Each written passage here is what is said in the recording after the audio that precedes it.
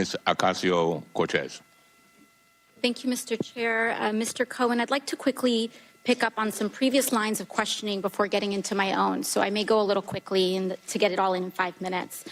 First, my colleague from Vermont had asked you several questions about AMI, the parent company of the National Enquirer, and in that you mentioned a treasure trove, a quote, treasure trove of documents in David Pecker's office relating to information assembled from all these catch and kill operations against people who potentially had damaging information on the president. You also mentioned that the president was very concerned about the whereabouts of these documents and who possessed them.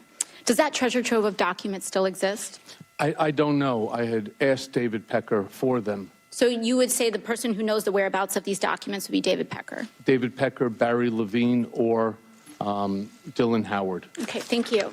Secondly, I want to ask a little bit about your conversation with my colleague from Missouri about asset inflation. To your knowledge, did the president ever provide inflated assets to an insurance company? Yes. Who else knows that the president did this? Alan Weisselberg, Ron Lieberman, and Matthew Calamari. And where would the committee find more information on this? Do you think we need to review his financial statements and his tax returns in order to compare them? Yes, and you'd find it at the Trump org.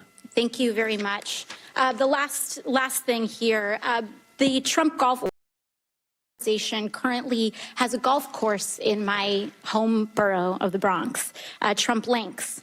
I drive past it every day, going between the Bronx and Queens. In fact, the Washington Post reported on the Trump Links Bronx course in an article entitled "Taxpayers Built This New York Golf Course and Trump Reaps the Rewards."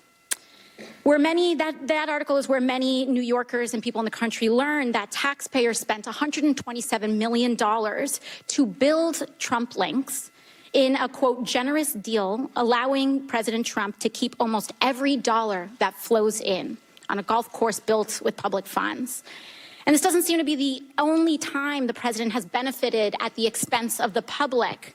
Mr. Cohen, I want to ask you about your assertion that the president may have improperly devalued his assets to avoid paying taxes.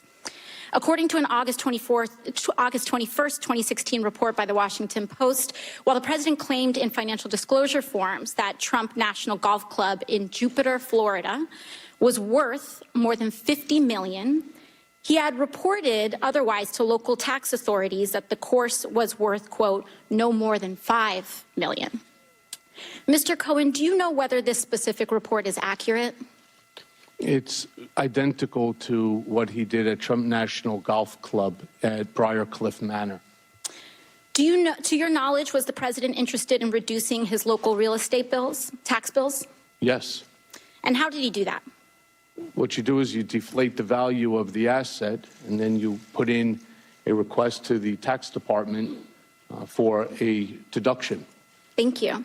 Now, in October 2018, the New York Times revealed that, quote, President Trump participated in dubious tax schemes during the 1990s, including instances of outright fraud that greatly increased the fortune he received from his parents.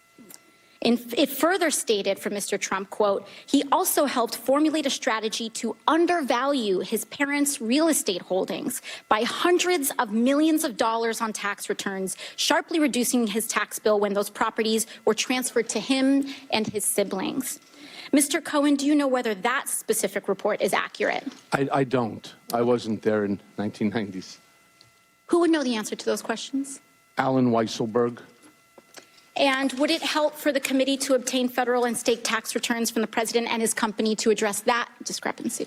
I believe so. Thank you very much. I yield the rest of my time to the chair.